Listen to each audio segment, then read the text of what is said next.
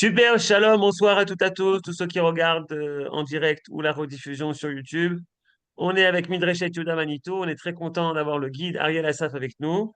Et tu veux nous parler encore une autre histoire de l'armée fantastique, l'armée de Tzahal. Tu veux ce soir nous parler de l'histoire incroyable du corps des blindés de Eh l'armée oui, d'Israël. Bechavod. eh oui, merci Johan et merci à l'équipe de Midreshat Yehuda. C'est vraiment une histoire incroyable et on va essayer de la découvrir ensemble. Euh, ok, je branche donc le diaporama.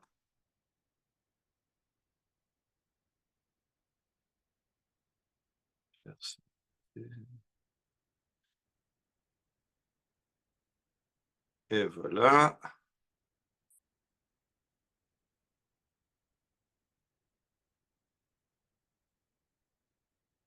Bien. Alors, on va donc parler du corps des blindés de l'armée israélienne. Donc, vous voyez là les insignes. À droite, le tag Kumtas que les tankistes portent sur leur béret. Au centre, l'insigne des blindés, le drapeau des blindés. Chaque arme de l'armée a deux couleurs, un drapeau de deux couleurs, vert et noir. C'est le corps des blindés. Et en dessous, vous avez les quatre brigades de l'arme blindée. L'école, c'est la brigade 460, et puis trois brigades d'actifs, c'est ce qu'il y a actuellement dans le salle. Il fut un temps, il y avait beaucoup plus, mais sont passés par là des généraux avec une conception qu'on n'a plus besoin de tanks dans les guerres modernes, c'est fini. La dernière guerre de tanks, c'était la première guerre du Liban.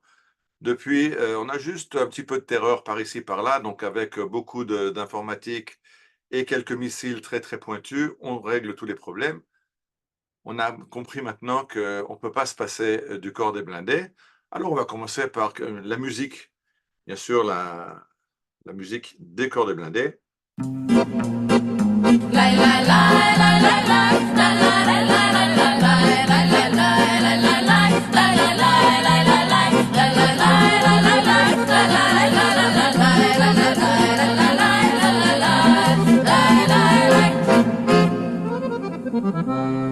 לא בגלל עיני התכלת התאהבתי דווקא בו, גם אינני מתפעלת מגובהו ומרוחבו, לא בגלל צחוקו הפרא הכובש כל לב נשי, הסיבה ודאי אחרת, גם אם זה נשמע טיפשי. הוא פשוט שריונר, לא פחות ולא יותר, קצת נחמד, קצת נבזה, זה הכל זהו זה. הוא פשוט שריונר, לא פחות ולא יותר, קצת נחמד, קצת נבזה, זה הכל זהו זה. Alors, la chanson, c'était Upashut Chérionner, il est tout simplement tankiste, ni plus, ni le pachot veut le terre, ni plus ni moins.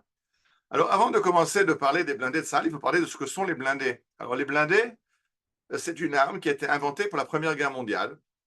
Et son but à l'époque, c'est d'écraser les tranchées allemandes, puisque c'est les Anglais qui inventent cette arme secrète.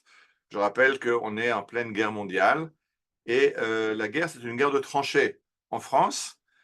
Donc, on est dans les tranchées, puis chaque jour, les Français partent à l'attaque, les Français anglais partent à l'attaque des tranchées allemandes, ils se font décimer par les mitrailleuses, et puis après, c'est le contraire, les Allemands partent à l'attaque, et ils se font décimer par les mitrailleuses franco-anglaises, et quand ça ne marche plus, alors ils décident d'ajouter les gaz de combat et de gazer l'adversaire.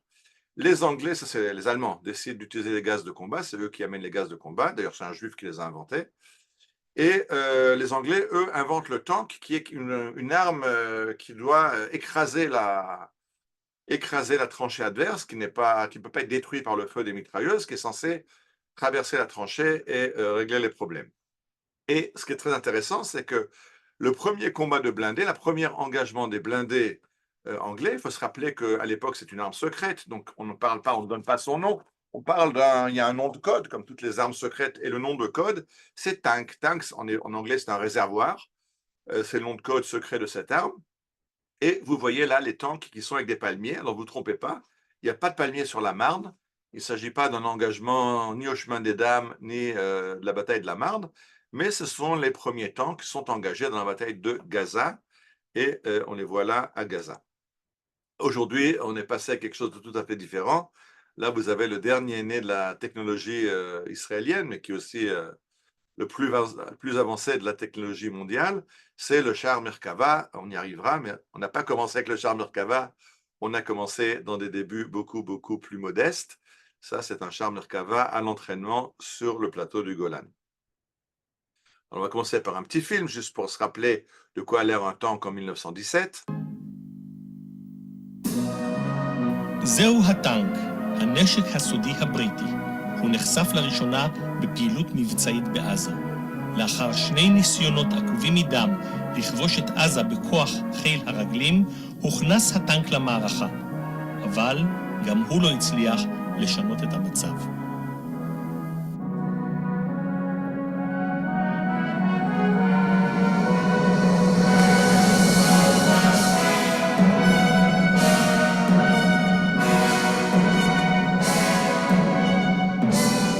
Démonstration des premiers tanks à Gaza.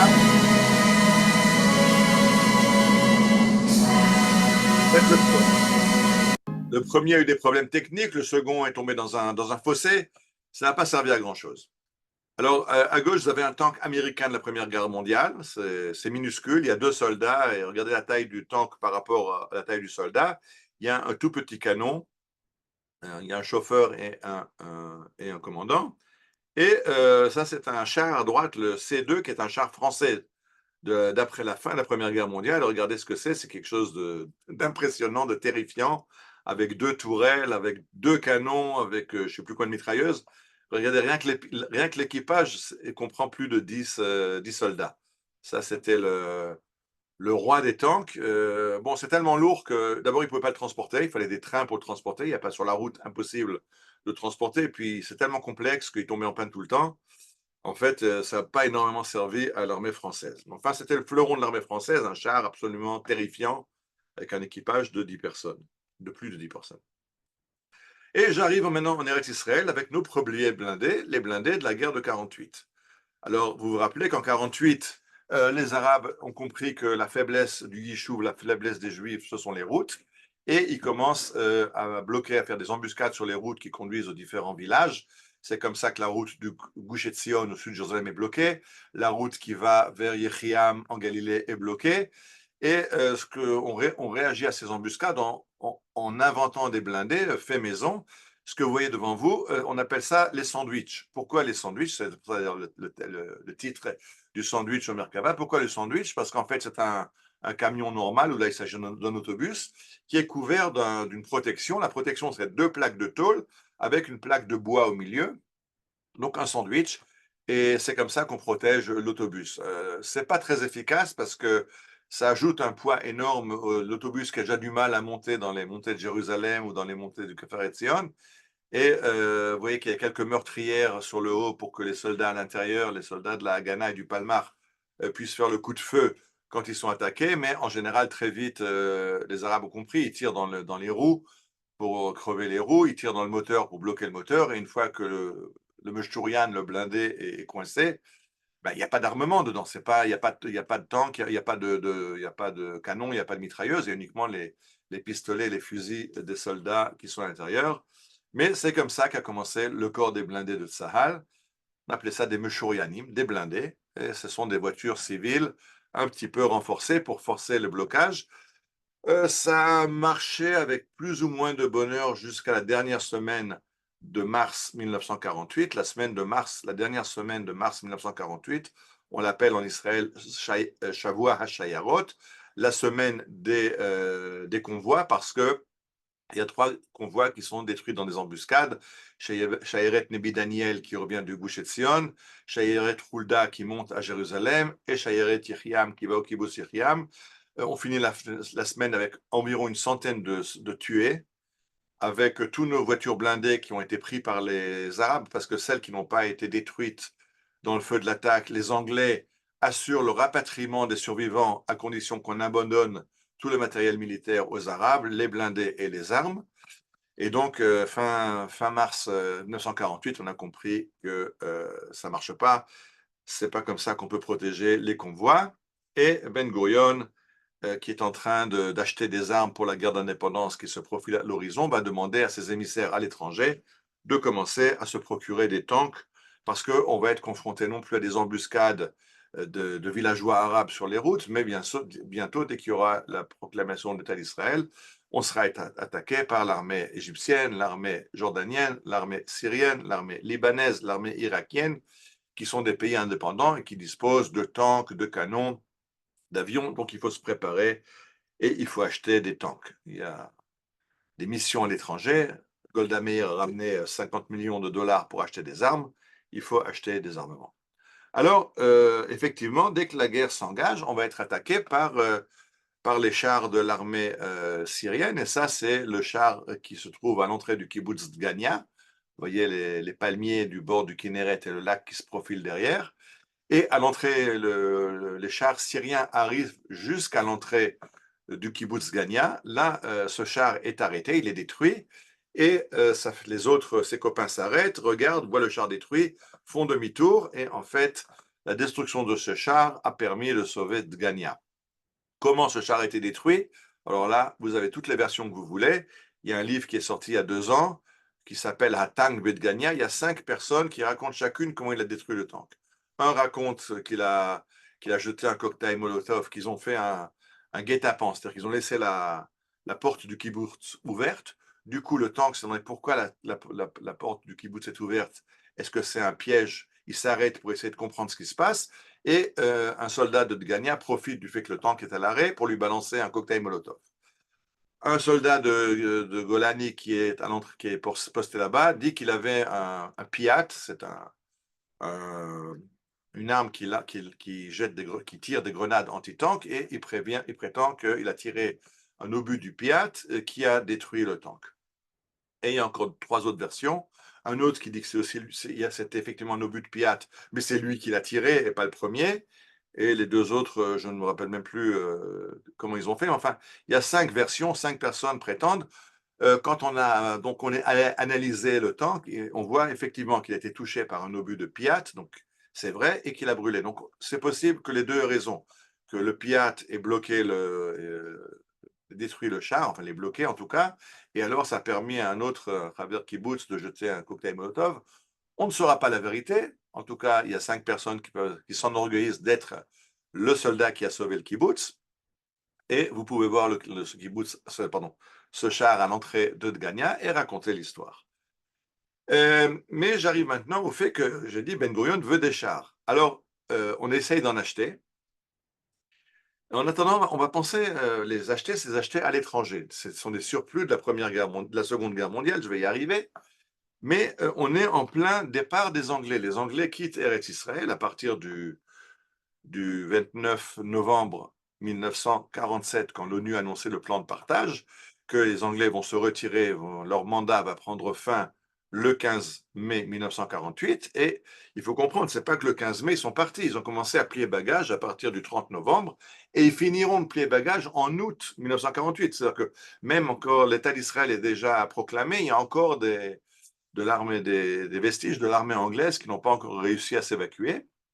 Et ils décident donc d'évacuer leur matériel militaire vers l'Angleterre. Donc les tanks, les chars qu'ils avaient en Eretz Israël se replient vers le port de Haïfa pour être emmenés en Angleterre. Alors, on arrive à convaincre deux soldats, deux commandants de chars de l'armée anglaise à déserter et à venir avec leurs chars chez nous et nous apprendre à nous en servir. Et c'est comme ça qu'on achète nos 2 premiers tanks Cromwell. Ça, c'est le char que vous voyez devant vous. La photo, je l'ai prise au musée des blindés à La Troune. On en parlera à la fin. Il y a un musée où tous ces blindés sont exposés à La Troune. Ça vaut la peine d'emmener les petits-enfants là-bas. Ils peuvent regarder les tanks. Ils peuvent aussi grimper dessus et prendre des photos. Et donc, on arrive à convaincre 2 déserteurs de venir avec leurs tanks, ce qu'ils vont faire.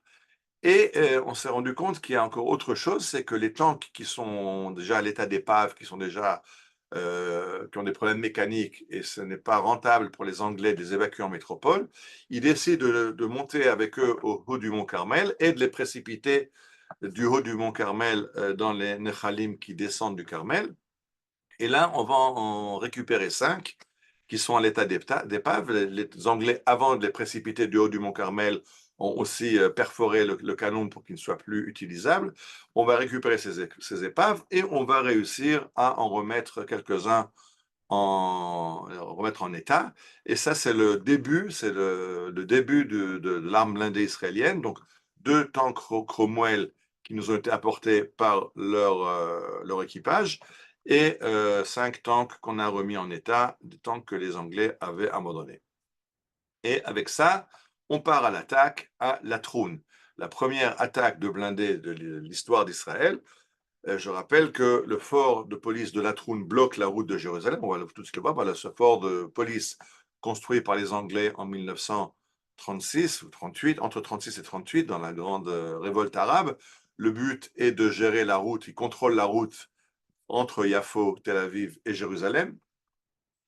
Et donc, Jérusalem est assiégée. Il faut à tout prix qu'on amène du ravitaillement à Jérusalem. Il faut ramener de la nourriture, des médicaments, des munitions, des nouvelles, évacuer des blessés, amener des renforts. Et tout ça n'est pas possible parce que les Anglais ont donné les clés du fort de Latroun aux Jordaniens, qui ont installé des mitrailleuses et des mortiers sur le toit du bâtiment et contrôlent la route de Jérusalem. Et donc Ben Gurion dit, on a 100 000 Juifs coincés à Jérusalem.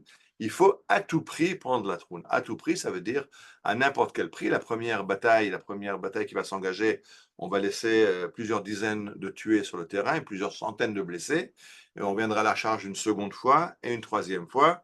On n'y arrivera pas. Et finalement, la solution va être de faire une route qui contourne Latroun, la fameuse route de Birmanie, puisque pendant la Seconde Guerre mondiale, les Anglais avaient comme ça fait une route en Birmanie qui contournait les positions japonaises pour ravitailler leur armée. Et on a fait, bon, c'était pas comme en Birmanie. En Birmanie, c'est une route de plusieurs centaines de kilomètres, peut-être même plus de 1000 kilomètres. Nous, c'est une route de quelques dizaines de kilomètres, mais l'idée est la même, de contourner un bouchon infranchissable. Et dans la première attaque du fort de Latroun, on a engagé nos premiers chars, nos premiers Cromwell. Le problème qui s'est passé, c'est que le premier qui se lance à l'attaque a un problème. L'obus se coince dans le canon. Il fait donc marche arrière pour s'organiser, pour dégager l'obus et repartir à l'attaque. Mais le second char voit le premier faire marche arrière. Il dit apparemment, c'est le but de la manœuvre, on va faire marche arrière. Et les deux font marche arrière. Et finalement, il n'y aura pas d'attaque de blindés sur le fort de Latroun. Et l'infanterie devra faire le travail tout seul, en laissant, comme j'ai dit, des dizaines de tués autour du fort de Latroun. Là, on a inventé dans l'armée israélienne une nouvelle expression, ça s'appelle un mouvement circulaire, c'est-à-dire faire demi-tour sans avoir engagé le combat. Un mouvement circulaire, ce qu'ont fait les tanks qui sont allés, qui ont fait demi-tour et qui sont repartis dans l'autre sens sans combattre. Donc un grand fiasco pour la première attaque d'une force blindée juive après 2000 ans. Alors le prochain tank, là on en a plusieurs exemplaires, on en a une quinzaine d'exemplaires. Pardon, on en a même 38 d'après ce que je vois. Non, mais c'est pas celui-là que sur la photo, je m'excuse. Donc on est allé, la mission d'achat achète 38 tanks Stuart aux États-Unis. Le problème, c'est qu'il y a un embargo américain et qu'on ne peut pas les faire venir en Israël. Ça, c'est quelque chose qu'on a souvent oublié. J'avais fait une conférence sur les relations entre les Américains et l'État d'Israël. Je rappelle qu'à la guerre d'indépendance, les Américains sont contre nous.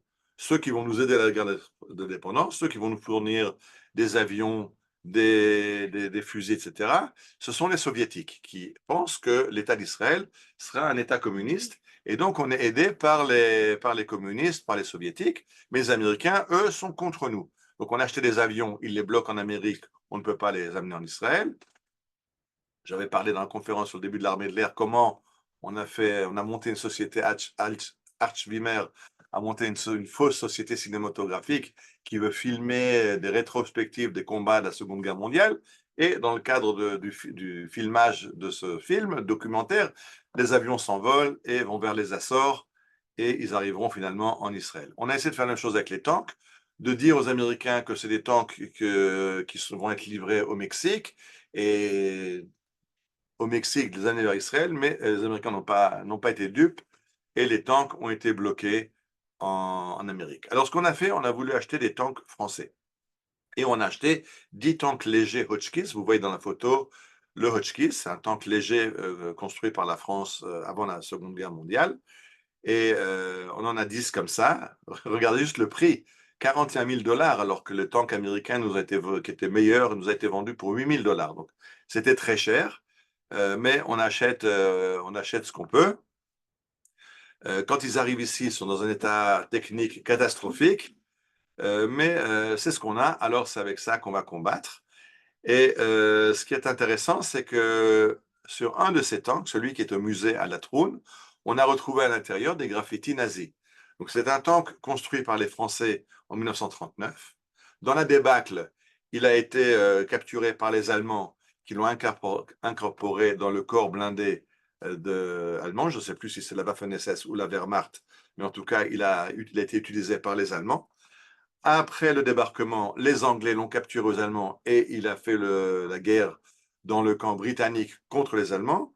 Et finalement, il est arrivé en Israël pour faire la guerre contre les Arabes. Donc c'est un tank qui a une belle histoire. Il était dans l'armée française, dans l'armée allemande, dans l'armée anglaise et finalement dans l'armée israélienne. De là, il a fini au musée à Latroun. Et on arrive maintenant...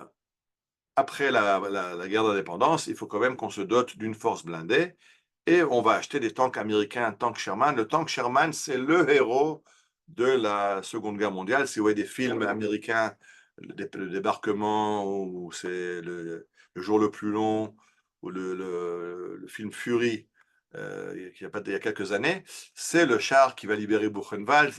Les Américains en ont fabriqué 50 000. Il faut comprendre qu'au début de la Seconde Guerre mondiale, les Américains n'ont pas une grande force blindée. Mais quand ils rentrent dans la guerre, Roosevelt veut dire qu'il faut construire des chars et en grande quantité, et ils vont sortir 50 000. Au maximum de la cadence, ils vont produire 2 chars chaque heure. Et beaucoup de modèles de Sherman. Un des Sherman est le Sherman amphibie qui va débarquer en Normandie, un char qui est censé flotter, mais enfin, beaucoup ont flotté sous l'eau et ont coulé avec l'équipage. Ça, c'est un autre problème. Mais en tout cas, on achète des chars Sherman. Mais comme je l'expliquais, les Américains, très sympathiques, font un embargo sur Israël. Et donc, on achète ces Sherman comme surplus à l'armée italienne, à l'armée française. On ne les achète pas aux Américains. C'est des chars que les Américains avaient fournis à leurs alliés et on les achète aux alliés des Américains. On en achète, je dis, aux Italiens, aux Anglais. Mais c'est le premier tank sérieux, le Sherman, qui va être le char de l'armée israélienne jusqu'à la guerre des 6 jours. Ceux qui se rappellent, je pense qu'on le voit juste après. Non, ça on voit le Sherman. Le Sherman, on a fait beaucoup de versions après en Israël. On en a acheté pas mal parce que plus tard les Américains accepteront de nous en vendre. Et finalement, on va prendre le corps du char, on va ôter la tourelle et en faire des canons automoteurs, on va en faire des mortiers, des lance-missiles. Enfin, le corps du char va nous servir dans beaucoup de configurations. Ces chars qu'on a achetés donc en surplus, mauvais état, aux Anglais, aux Italiens, on va d'abord, avec la collaboration des Français, on va leur mettre un canon qui est en fait une copie du canon du Panzer allemand. Donc, de nouveau, après la guerre, les Français ont mis la main sur des Panzers allemands, copient le canon du Panzer qui est très efficace, et c'est le canon du Panzer allemand qui va équiper les Sherman américains achetés en Italie pour les chars de l'armée israélienne. J'ai dit, il va se battre dans l'armée israélienne jusqu'à la guerre des 6 jours. Ça va même continuer un petit peu jusqu'au début de la guerre du Kippour, et finalement, l'armée israélienne passera à des chars plus modernes, plus puissants, et mais ces chars continueront à combattre, puisqu'on va les fournir, ceux qui nous restent, on les fournira à l'armée du Sud-Liban. Vous vous rappelez qu'il y avait une armée du Sud-Liban qui était équipée par Israël et qui aidait Israël à maintenir l'ordre au Sud-Liban, et on leur a fourni les chars dont Israël n'avait plus besoin, et les autres, on les a vendus. On arrive maintenant aux années de 1950, qui sont les grandes années de l'amitié franco-israélienne, les années où on va être équipé entièrement de matériel français, mais je rappelle, ce n'était pas gratuit. C'est parce que les Français ont voulu, on n'a jamais parlé, il faudrait faire une conférence sur l'affaire de Suez, qu'on appelle en hébreu Mifsa Kadesh, l'opération de Kadesh. C'est la guerre de 1956, quand Israël a, en 3 jours, pris le Sinaï. Les Anglais et les Français voulaient récupérer le contrôle du canal de Suez qui avait été nationalisé par les Égyptiens. Comme en pleine décolonisation, ils ne pouvaient pas décemment attaquer l'Égypte, ils ont demandé à Israël de faire le boulot pour eux. Israël, vous allez attaquer l'Égypte, vous allez prendre le Sinaï, et quand vous serez aux rives du canal de Suez, ben, on viendra vous soutenir, on va envoyer des parachutistes qui vont sauter sur Port Saïd, et on va reprendre le contrôle du canal de Suez. Israël avait dit d'accord, mais on n'a pas d'armes modernes, on n'a que des vestiges de la Seconde Guerre mondiale, des groutes à haute, des carcasses. Et donc la France a commencé à armer massivement Israël. C'est l'époque où l'armée de l'air va recevoir les Mystères, les ouragans, les vautours et finalement les mirages. L'armée de terre recevra les chars AMX. Et c'est l'époque aussi où la France nous aidera à construire l'usine de textile de Dimona, qui n'a jamais réussi à produire la moindre chemise. L'euphémisme, c'est le réacteur atomique israélien construit par la France dans les années 50. Alors, on a acheté des chars AMX, vous le voyez, c'est un char léger. Et en parallèle, pardon, je m'excuse. Oui, on va aider les Français à tester ce char dans les conditions du désert, à l'adapter à la chaleur du désert, au sable du désert. Et c'est ce tank qui va être le tank principal qu'on a pour la guerre des 6 jours. Donc on avait les Sherman achetés en surplus américain et les AMX français. Le problème, c'est un char léger et son canon n'est pas assez performant pour se mesurer avec les nouveaux chars russes qui ont été fournis par les Russes à leurs alliés égyptiens, syriens et jordaniens. Et donc, en 1957, Israël organise une force de tanks secrète à Jérusalem. Vous vous rappelez que Jérusalem est en fait le bout d'un corridor. Il y a le corridor de Jérusalem, le couloir de Jérusalem. Jérusalem est une enclave juive, une enclave israélienne, mais il y a juste la route qui relie la plaine côtière à Jérusalem, au sud et au nord, à 2 km de la route des deux côtés, c'est la Jordanie. Et Jérusalem est encerclée sur 3 côtés. Et donc, on a très très peur que dans le cadre d'un conflit avec la Jordanie, les Jordaniens coupent la route de Jérusalem et Jérusalem soit complètement assiégée et asphyxiée. Et donc, on crée une force qui s'appelle la Brigade de Jérusalem, qui est composée de réservistes qui habitent à Jérusalem, ou des étudiants de l'université hébraïque, ou des marchands du marché de Machane Yehuda, mais des gens qui sont à Jérusalem, de façon à ce qu'en cas de conflit, on n'a pas besoin de les amener à Jérusalem, ils sont déjà sur place. Mais il leur faudrait quand même de l'équipement lourd pour pouvoir défendre Jérusalem. Alors, on va les doter d'artillerie, de canons. Comment est-ce qu'on fait ça? C'est interdit par les accords de cessez-le-feu de 1949. On va demander aux Jordaniens de nous permettre d'amener quelques chars pour faire un défilé à Yom HaAtzmaut en 1958. Et la nuit qui suit le défilé, on va inviter les observateurs de l'ONU à fêter le Yom HaAtzmaut avec beaucoup de boissons. Et donc, ils ne compteront pas bien les chars et ils n'arriveront pas à compter, se rendront pas compte que tous les chars qui sont venus défiler ne sont pas repartis à Tel Aviv. Et une section est restée et cachée près de Jérusalem, et elle sera très importante à la guerre des 6 jours, puisque c'est les premiers tanks engagés quand la guerre éclate et que la Jordanie attaque Jérusalem, mais directement les chars de la brigade de Jérusalem entrent en action pour sauver les quartiers juifs de Jérusalem.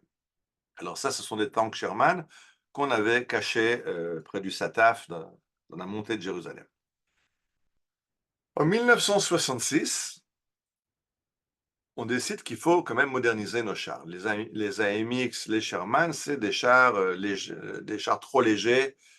J'ai dit, leurs canons ne peuvent pas se mesurer avec les forces blindées égyptiennes jordanienne, syrienne. Et donc, on se tourne vers les Anglais qui décident de nous fournir un char qui est extraordinaire. C'est le Chieftain, qui est un char lourd de 50, je ne sais plus, enfin, pardon, pas le Chieftain, le Centurion. Le Centurion qui est un char lourd et qui a un canon très puissant, vous le voyez devant vous, sur le plateau du Golan. Ça, c'est vraiment un char de dernière génération. Et les Anglais décident de le moderniser. Ils nous en vendent un petit peu et il y a une action conjointe entre Israël et les Anglais pour le moderniser et l'améliorer. Mais finalement, en 1969, les Anglais annoncent ah non, ben, on ne vous les fournira pas. Merci de nous avoir aidés à les moderniser. En fait, déjà un an avant, en 68, ils ont déjà décidé qu'ils ne les fourniraient pas à Israël, mais ils ont continué la coopération pour qu'on les aide à améliorer le système de tir, le canon, etc. Donc, on a fait notre partie du job, mais ils nous ont dit, ben voilà, maintenant on ne livre pas. Ça nous rappelle un petit peu ce qui va se passer avec les Français, les vedettes de Cherbourg, avec d'autres armements. Et c'est là qu'Israël a décidé, on ne fait plus confiance aux Européens, aux Américains pour notre armement. Il faut qu'on soit indépendant et qu'on puisse se défendre. Et c'est là qu'on va lancer le programme de développement d'un char israélien. Je rappelle, à l'époque, Israël compte à peine 3 millions d'habitants. C'est un pays très pauvre. Ce n'est pas du tout l'État d'Israël de 2025. Et on s'est lancé dans une aventure incroyable de construire un tank lourd à partir de rien, sans avoir aucune industrie qui est capable de produire ce char. Et on va réussir en 10 ans à produire le premier char Merkava. Alors, ce qui est intéressant, c'est donc le char israélien, parce qu'on avait acheté l'ancien modèle. Ils avaient fourni l'ancien modèle, le Centurion qui fonctionnait à l'essence. L'essence, c'est catastrophique pour un char parce que s'il est touché par un obus, l'essence, ça explose. Donc Israël va le moderniser. On va en faire un char adapté à Israël avec un moteur diesel. On va améliorer le canon, on va améliorer beaucoup de systèmes, plus avec les Anglais, pour nous-mêmes. Et on a comme ça 400 chars de ce modèle, le modèle ancien que les Anglais nous ont fourni. C'est le modèle nouveau qu'on les a aidés à développer, qu'ils ne nous fournissent pas. Et en fait, on va encore se doter de pas mal de chars qu'on a pris à l'ennemi, parce que ce char a été fourni par les Anglais aux Jordaniens.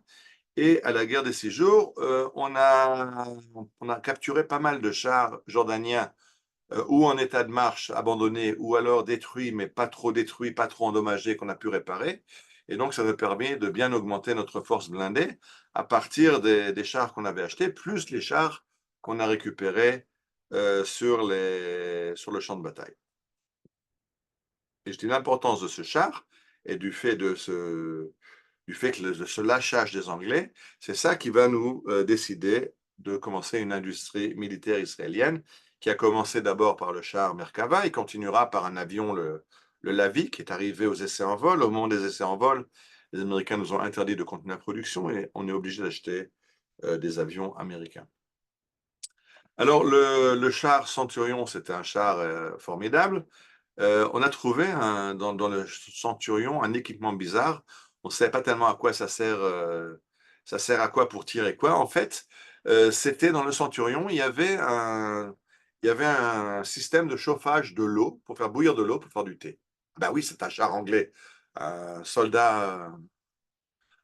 tankiste anglais ne peut pas combattre sans la potion magique. La potion magique des Anglais, c'est le thé. Il faut arrêter les combats à l'heure du thé pour prendre le thé. Et vous voyez à droite des soldats, des tankistes anglais avec Montgomery à droite, dans le désert de Libye à la Seconde Guerre mondiale. Ils font la pause thé. Et en fait, ce qui va se passer, c'est que les Anglais vont se rendre compte qu'une grande partie de leurs victimes dans l'arme blindée, une grande partie des Anglais tués au combat, ont été tués pendant la pause thé, parce qu'il fallait descendre du tank pour aller chauffer le thé dehors, pour mettre un but à gaz, mettre le thé, faire bouillir de l'eau, et rentrer après faire le thé. Et pendant ce temps-là, ils étaient à l'extérieur du tank, donc aucune protection. Et plus d'un tiers des pertes anglaises, c'était des pertes dues à leur manie de boire du thé sur le champ de bataille. Et donc, ils ont décidé de faire une grande avancée dans la nouvelle version du tank, d'incorporer un kumkum, d'incorporer une possibilité de faire chauffer l'eau dans le tank sans avoir besoin de sortir pour ne pas mettre leurs soldats en danger. Au début, on n'avait pas compris ce que c'était, après on a compris que c'était faire du thé. Et donc, Vysotsky, la grande compagnie qui nous vend le thé en Israël, a fait des publicités, vous voyez, thé batank, le thé dans le tank, le Tsar al-Nasser. Et donc, on propose aussi aux soldats juifs de l'armée israélienne de continuer cette tradition millénaire des Anglais de boire du thé dans les tanks. Pas millénaire parce qu'il n'y a pas de tank il y a 1000 ans, mais cette tradition anglaise qu'il faut arrêter la bataille pour faire la pause thé. Alors voilà, mais la pause thé, d'accord, mais au moins buvez du thé Vysotsky. Et j'arrive maintenant aux années 60. Aux années 60, les relations avec les Américains se sont améliorées.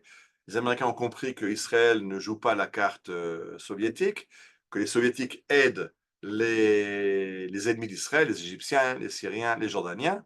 Et donc, Israël est un allié dans cet échiquier mondial de la guerre froide et il décide de vendre du matériel de guerre aux Israéliens. Mais petit problème, ils ont encore peur des réactions des Arabes. Et donc, ils décident de nous vendre des chars modernes, des chars Patton. Les chars américains portent toujours le nom de généraux américains. Il y a eu le Sherman, le Patton, aujourd'hui c'est le Abrams. Les chars anglais, eux, ils commencent toujours par la lettre C. Le Cromwell, le Centurion, le Chieftain, aujourd'hui le Challenger. Bon, ça, c'est les manies qu'ils ont dans les différentes armées étrangères. En tout cas, les Américains décident de nous vendre le char Patton, qui est un char de combat moderne des années 60, mais ils ne veulent pas le vendre directement à Israël. Et donc, ils vendent des chars Patton à l'Allemagne pour que l'Allemagne puisse se défendre contre une invasion russe. Et donc, ils disent aux Allemands, on vous fournit encore quelques exemplaires en plus. Ces exemplaires-là, vous les envoyez en Israël. Donc, ce n'est pas arrivé directement en Israël, c'est vendu par les Américains aux Allemands, et les Allemands doivent l'envoyer en Israël. Maintenant, il faut qu'on apprenne à les faire fonctionner. Il faut qu'on apprenne à les entretenir. Donc, il faut qu'on envoie des équipes de soldats israéliens pour apprendre le maniement du char et l'entretien du char. Les Américains disent, pas chez nous, c'est pas nous qui vous les vendons, c'est les Allemands qui vous les vendent. Et donc, on envoie une équipe en Allemagne d'officiers pour apprendre le maniement de ce char et apprendre l'entretien de ce char. Maintenant, imaginez qu'on est au début des années 60. On est à peine, on n'est pas 15 ans après la Shoah. Beaucoup de ces officiers sont des enfants de survivants de la Shoah qui ont immigré en Israël. Et on leur demande d'aller en Allemagne.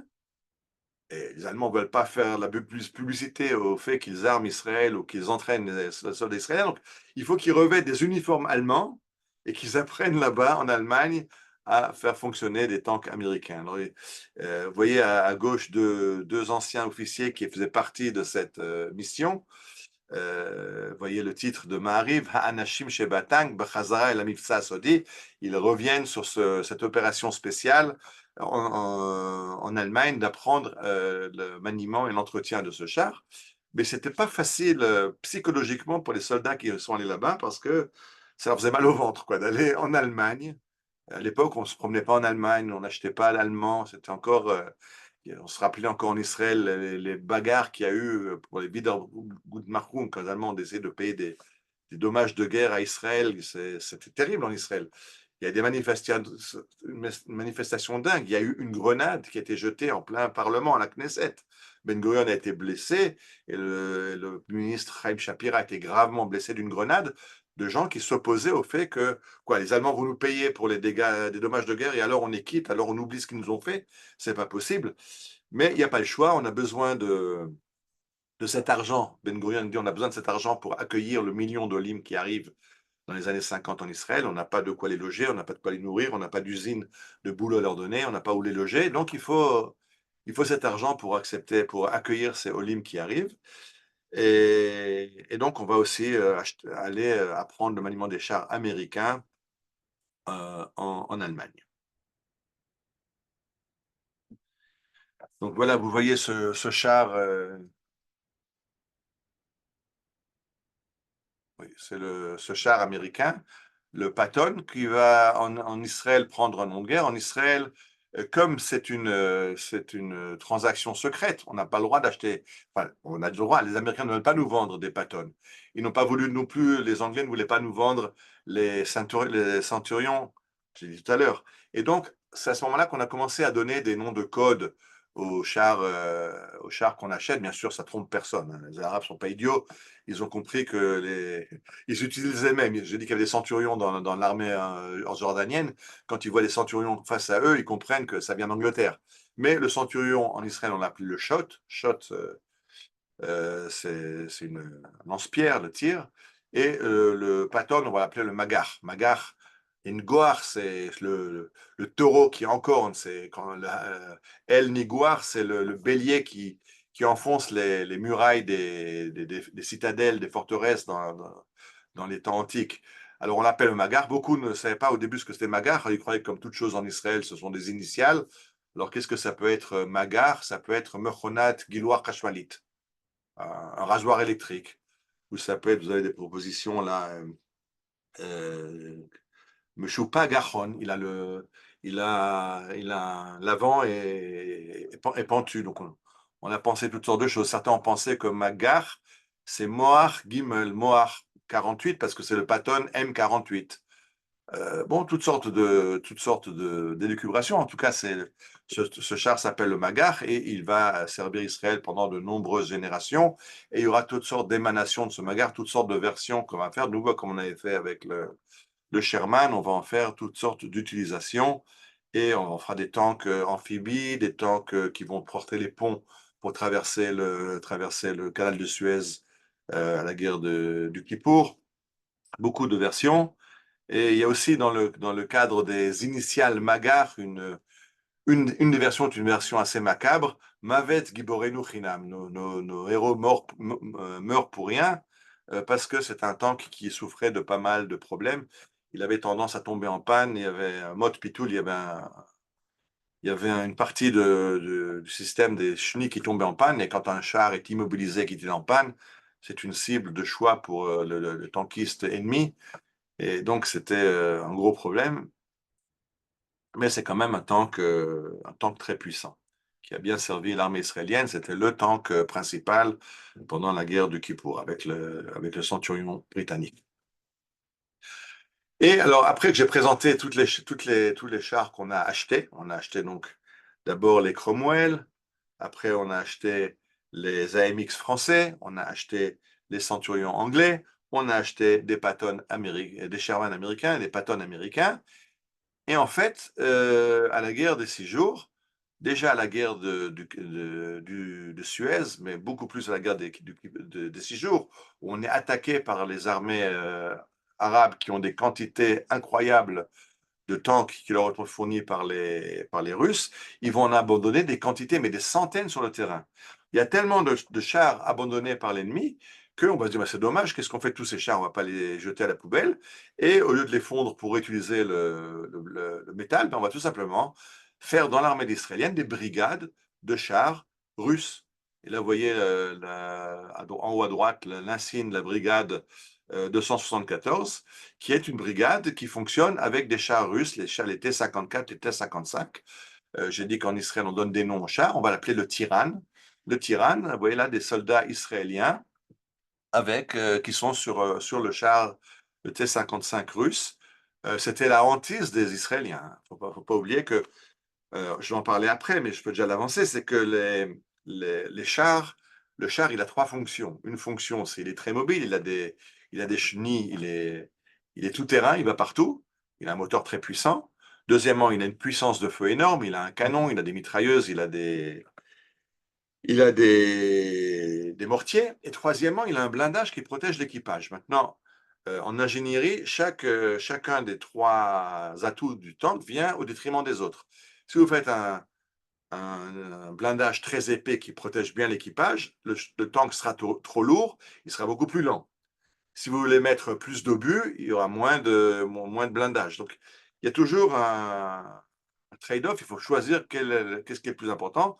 Et pour les Russes, le bien-être de l'équipage, c'est vraiment le dernier de leurs soucis. Donc, c'est un tank où human engineering est basique. C'est un tank qui n'est pas du tout agréable. Bon, c'est pas que dans les autres tanks, c'est très sympathique de passer des journées dans un tank, mais le Tyran, c'est le pire de tous les tanks Katsahal, et c'est aussi le tank le moins protégé. Donc, c'est la hantise des équipages qui se battent sur Tyran.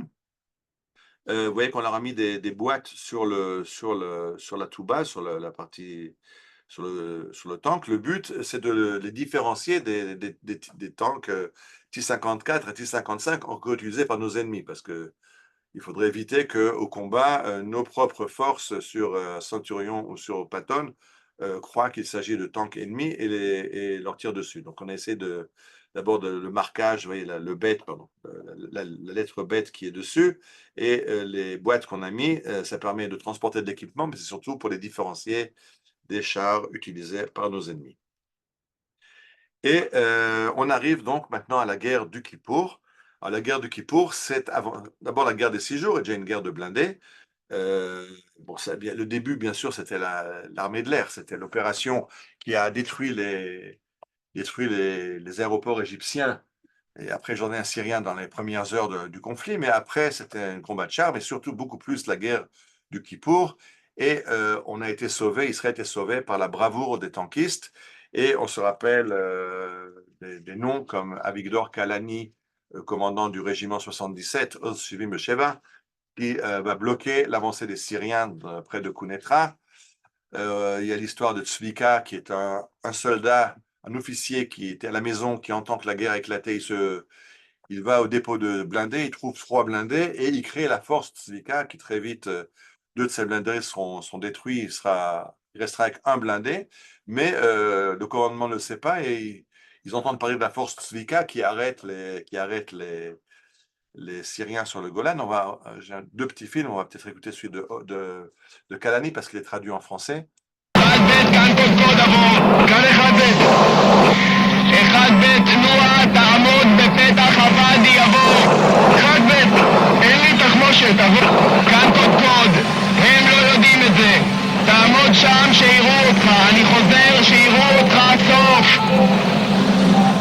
יכול להיות שברגע זה שלחתי את האיש למוות? תחנות שוטר, לעלות לעמדות. אף אחד לא זז. מי שומע אותי שירים דגל? 20 כאן דגל! כאן 20, לא עכשיו. אויב לוחץ אותי באגף, אויב הקציני מתחיל לתפוס אותי מאחור. תחנות שוטר, ישרו קו, לעלות לעמדות. קיצון כאן דגל, קו אדום, לא יכול להחזיק יצרים כאן 2 עבור. יש עליי תופעים כבד.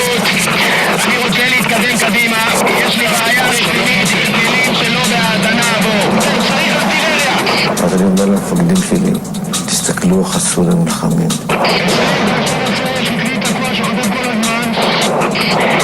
אני כרגע במגע קרוב מאוד, יש לנו לא יכול להחזיק את שוטר כאן קודקוד. תראו באיזה אומץ האויב מולך מולנו. אם אנחנו לא דופקים אותם, אין עוד מי שיעצור אותם. אני לא מבין מה קורה לנו. אנחנו חזקים מהם. אני עולה לעמדה. מי שרוצה, שיבוא איתי. תנועה, סוף.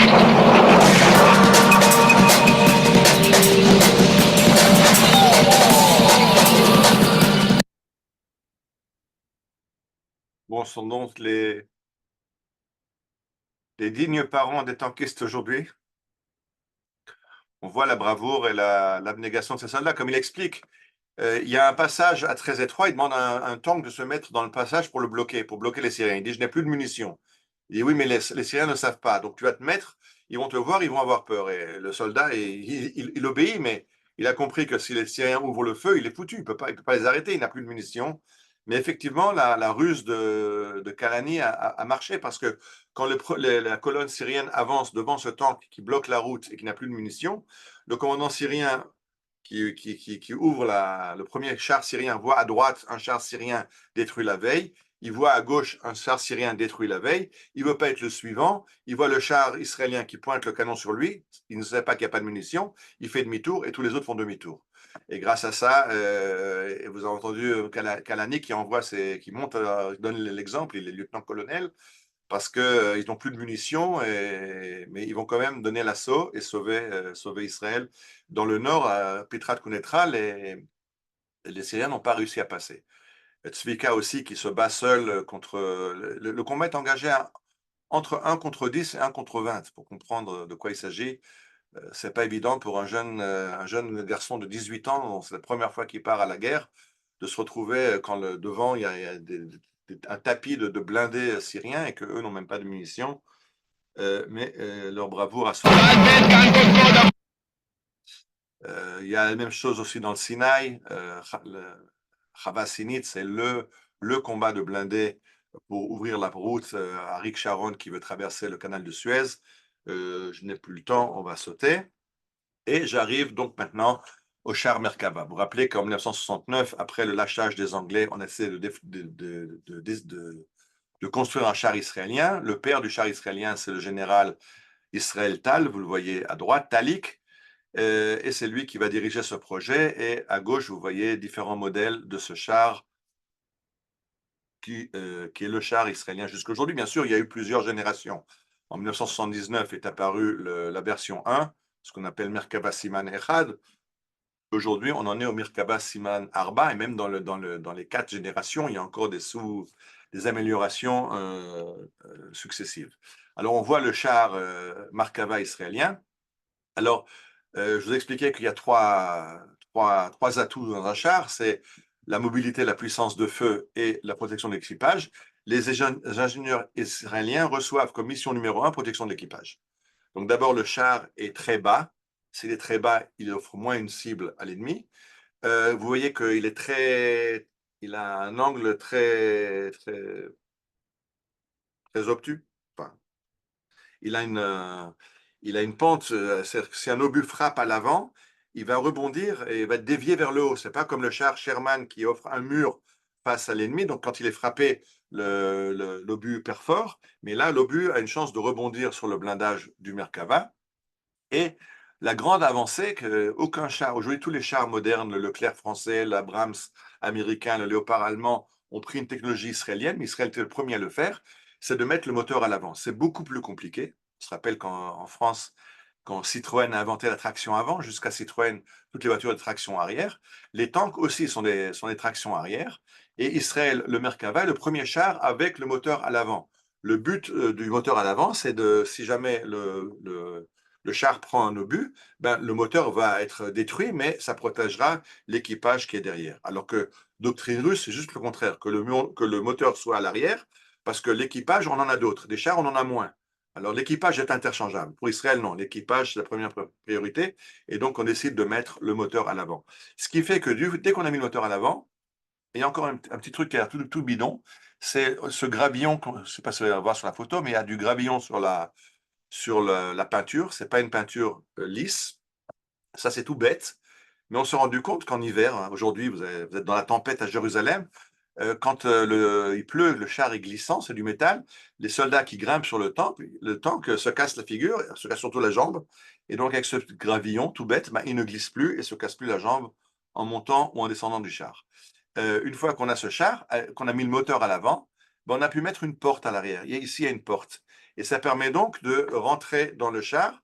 D'abord, un char, avant que le moteur soit à l'arrière, il n'y a pas de porte. Donc, il faut rentrer par la tourelle. Donc, quand les soldats blessés à l'intérieur, très dur de les évacuer, très dur de rentrer dans le char pour quelqu'un qui est blessé. Là, maintenant, il y a une porte, donc on peut rentrer, sortir. Et ça va devenir même une ambulance, puisqu'on peut même mettre une civière et évacuer un soldat sous le feu, puisque le tank est bien protégé, et on peut l'évacuer. Donc aujourd'hui, on a un tank Merkava qui est tank ambulance, ce qui permet de sauver beaucoup de vies de soldats. Et ça permet aussi de transporter des soldats, parce qu'en fait, on peut par cette porte mettre plusieurs soldats à l'intérieur et les amener plus près de la zone de combat, tout en étant protégés, au moins jusqu'à qu'ils arrivent sur la zone de combat. Vous voyez derrière aussi, sous la tourelle, il y a des chaînes qui sont faites parce que l'endroit le plus faible du char, c'est le raccord entre la tourelle et le corps du char. Et donc là, si jamais un obus qui va frapper au raccord, qui est l'endroit le plus faible, puisque la tourelle doit être mobile, l'obus va frapper ces chaînes et exploser et ne pas toucher le char. Donc tout est fait pour donner le maximum de survivabilité à l'équipage. Une autre chose qui a été faite, on s'est rendu compte qu'à la guerre du Kippour, une grande partie des équipages avaient été blessés par les obus du tank. Une fois que le tank est frappé et qu'il prend feu, les obus du tank explosent à l'intérieur et blessent les soldats. Et donc, dans le Merkava, d'abord, il y a un système d'extinction automatique. Et en plus, tous les obus sont dans des caissons étanches.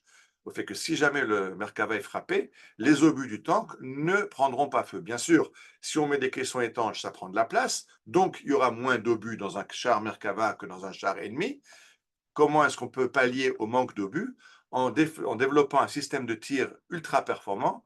Un char en mouvement, en général, met le troisième obus au but, c'est-à-dire qu'il faut tirer 3 fois pour corriger le tir jusqu'à que l'obus soit efficace. Avec le système informatisé du Merkava, le premier obus touche sa cible, ce qui fait qu'en fait, on a moins d'obus, mais on a besoin de moins d'obus pour faire le même boulot. Donc, tout est pensé dans le char Merkava pour garder la mobilité du tank et la puissance de feu, mais tout en protégeant l'équipage au maximum.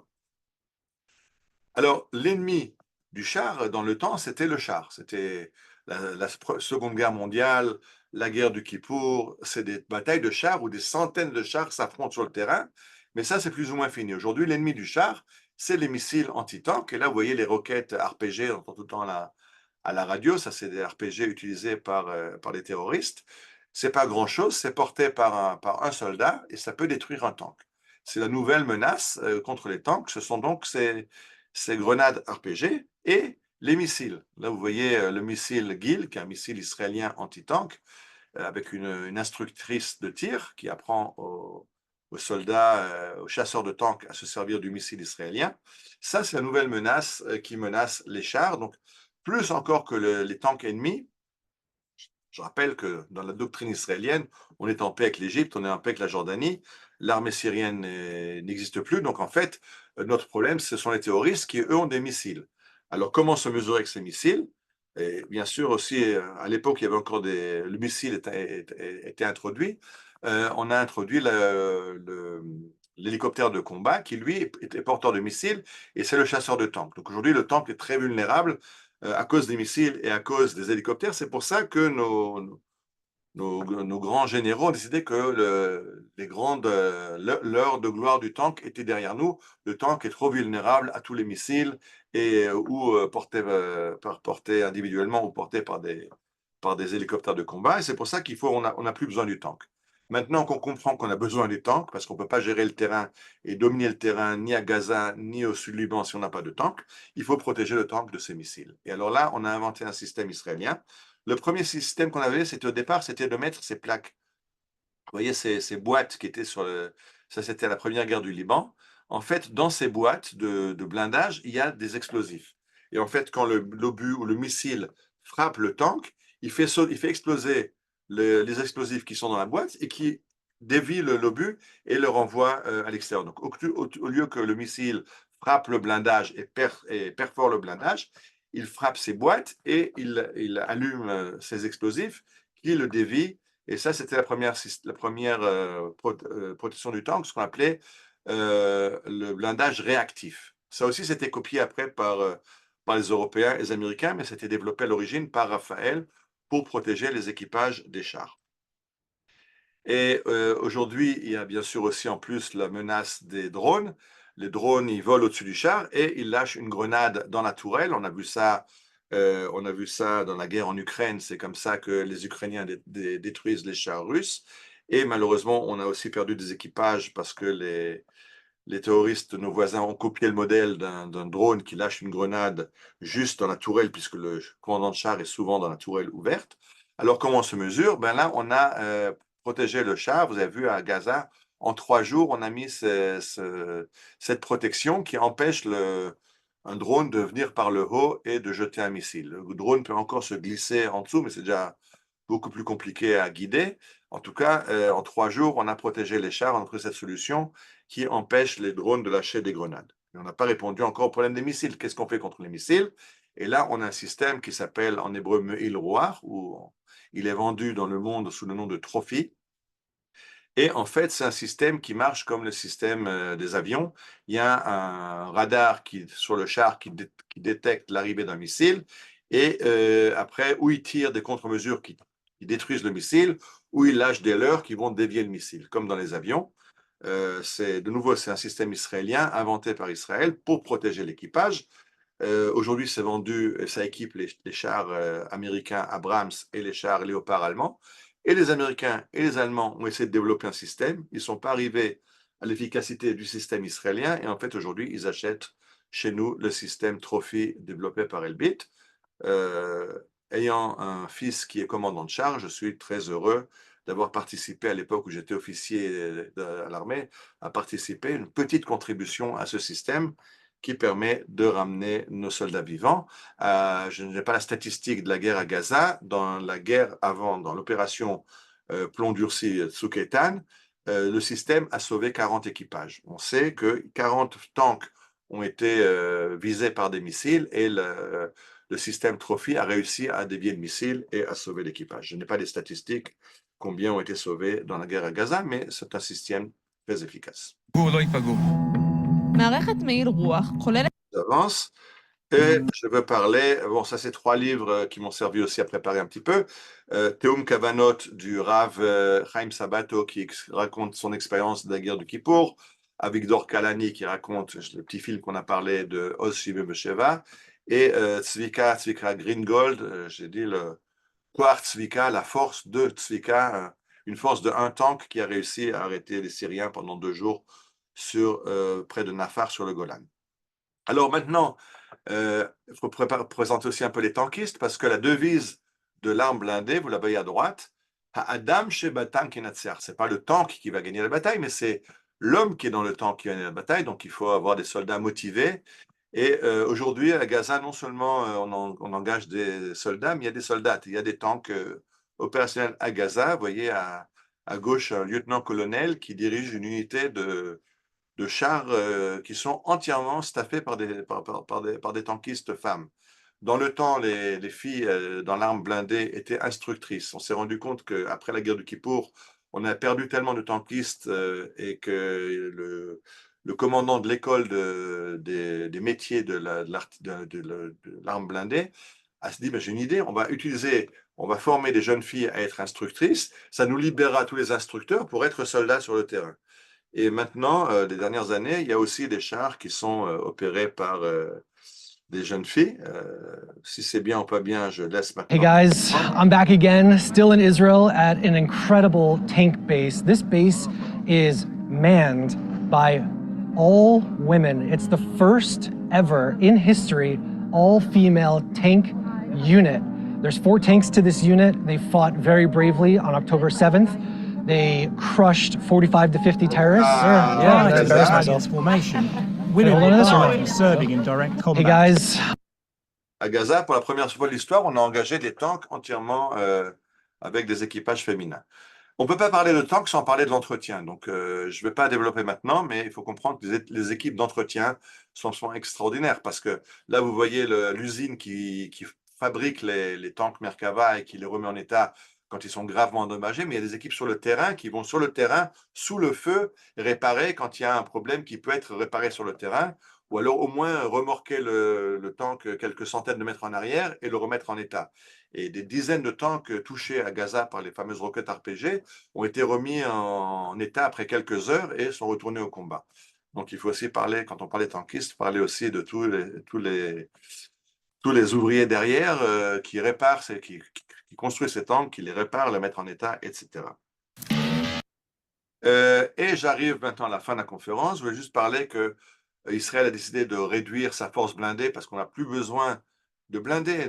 L'Égypte a fait la paix avec nous, la Jordanie a fait la paix avec nous, et on n'a plus affaire avec des terroristes. Alors juste pour ouvrir un peu les yeux, on a payé très cher l'aveuglement de nos généraux de Simchat Torah il y a 1 an et demi quand on était attaqué et qu'on on était entièrement sous le coup du fait que les renseignements savent tout, ils nous préviendront, et puis les hélicoptères et les missiles arrêteront l'ennemi sur la frontière. Et au jour de l'attaque, le renseignement était absent, les équipages d'hélicoptères étaient en congé, et il n'y avait personne pour arrêter l'ennemi. Alors juste pour avoir une idée, voilà Voilà l'Égypte en paix avec nous, qui fait un défilé. Ils ont actuellement 5000 chars Abrams dernière génération. Ils sont des chars américains construits sous licence par l'Égypte. 5000 contre qui? Le seul ennemi que l'on peut envisager, c'est Israël, parce qu'il n'y a pas d'autre pays avec lequel l'Égypte est en guerre et qui nécessite 5000 chars. Donc ils sont en paix avec nous, mais on voit très bien qu'ils préparent la guerre. On espère que l'armée israélienne va se réveiller un petit peu et pas laisser ces chars s'approcher trop près de nos frontières. Je rappelle que juste après les accords de paix, ils n'ont pas le droit, le désert du Sinaï est démilitarisé. Malheureusement, il y a quelques années, on a permis à l'armée égyptienne de réinvestir le Sinaï pour chasser Daesh, l'État islamique, et depuis, ils se sont habitués à augmenter leur force dans le Sinaï, et ils ne sont pas trop loin de chez nous, et on a vu comment l'accord de paix est formidable, puisque tous les armements de Gaza sont passés en fait par l'Égypte, qui a fermé les yeux et a laissé les Gazaouites amener tous les missiles et tout l'armement auquel on doit se mesurer. Donc voilà nos ennemis égyptiens. À la plus grande heure de gloire de Tsahal, on avait 4000 chars. C'était après la guerre du Kippour, à la veille de la guerre du Liban, on avait 4000 chars, on en a un tiers. Et les Égyptiens en ont 5000. Donc, je ne veux pas vous faire peur, je ne vais pas montrer le petit film qui montre l'armée égyptienne qui se prépare à attaquer Israël. Quelqu'un a demandé il y a quelques mois, quand il y avait ces vidéos commençaient à circuler sur les réseaux, qui montrent l'armement à outrance de l'Égypte entièrement dirigé contre Israël. Quelqu'un demandait au Rav Shmuel Eliyahu, le Rav de Tzfat, mais comment on va faire? Mais comment on va faire? Et le Rav Shmuel Eliyahu a répondu, mais les Égyptiens ont toujours aimé les blindés. Déjà, à l'époque de la sortie d'Égypte, la cavalerie du pharaon nous a poursuivis dans le désert et Akadosh Baruch Hu les a emmenés dans la mer Rouge, où là-bas, il a noyé toute la cavalerie du pharaon. Et dans la Shira, on le rappelle, dans le cantique qu'on a chanté après, Adonai Ish Milchama, Adonai Shemo, Markevot, Paro, Vechelo, Yara, Bayam, Umifrar, Shalishav, Tubo, Yasuf, les chars du pharaon et son armée, Dieu les a jetés, précipités dans la mer, et les meilleurs de ces soldats se sont noyés dans l'eau. Alors, nous disait le Rav Shmuel Eliyahu, n'ayez pas peur, ils ont une grande arme blindée, ils ont toujours aimé avoir beaucoup de chars. Ça, c'est pas notre rôle. S'il y a quelqu'un d'autre qui vous aidera, Akadosh Baruch Hu sait comment gérer la cavalerie égyptienne ou l'arme blindée égyptienne. Si cette conférence vous a intéressé, alors je vous invite à visiter le musée. Il y a un musée des blindés à La Troune qui est formidable parce qu'il y a 160 modèles de blindés différents et on peut se promener, il y a des explications, il y a des films, les gosses peuvent grimper sur les chars. Ne vous inquiétez pas, le canon n'est pas chargé sur les chemins d'Israël. On vous emmène aujourd'hui à la découverte de Yad Lashirion.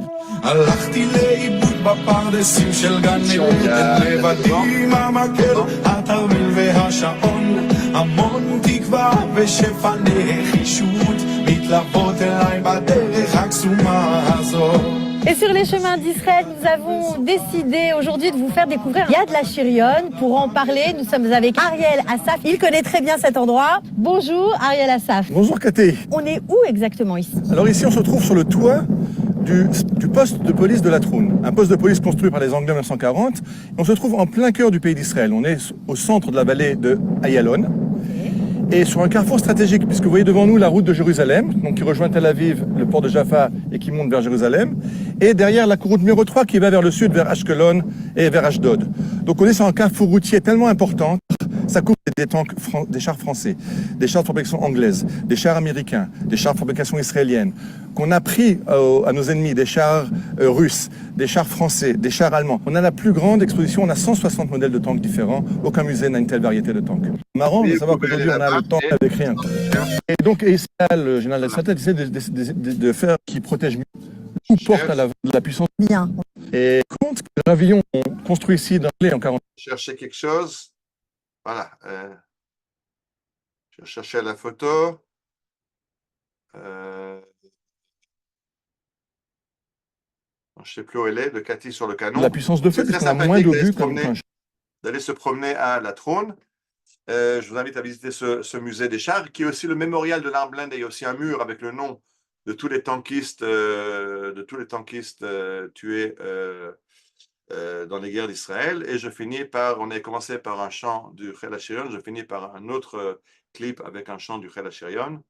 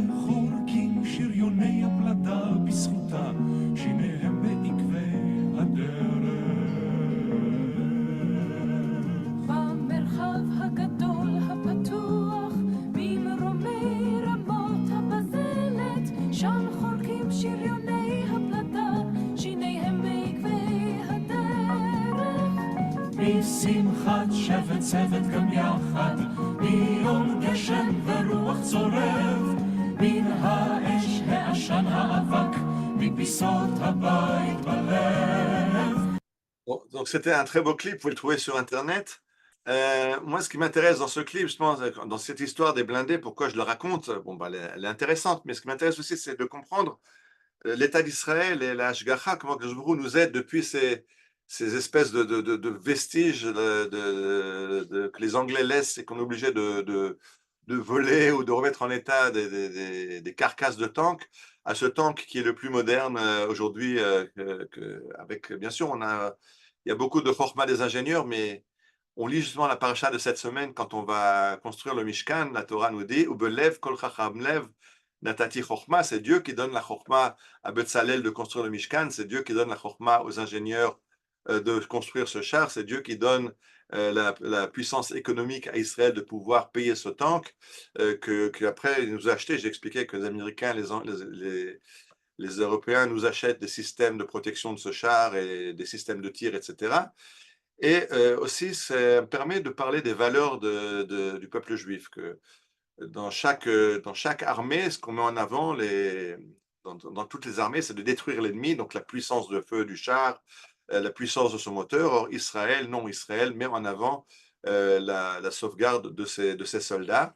On veut les ramener sains et saufs à la maison. Bien sûr, on veut les ramener sains et saufs ayant accompli leur mission. Alors, on va trouver des solutions en mettant le moteur à l'avant, en mettant des systèmes de tir améliorés, mais les ingénieurs ont en tête que la mission, c'est de ramener chaque soldat vivant à la maison après qu'il ait rempli sa mission. Voilà, c'était un petit peu la saga de l'histoire des blindés de l'armée d'Israël. On souhaite que Akadosh Baruch Hu donne la force à tous nos flanquistes et tous nos soldats de vaincre nos ennemis, de revenir en bonne santé avec les Chatoufim, avec tout le monde, et qu'il nous donne la victoire totale sur les ennemis qu'on a déjà attaqués et ceux qui sont en train de préparer malheureusement la suite des opérations contre nous. Voilà, je coupe. Merci beaucoup, Ariel. Vous voulez ouvrir Si vous avez des questions ou des remarques, vous pouvez ouvrir le micro.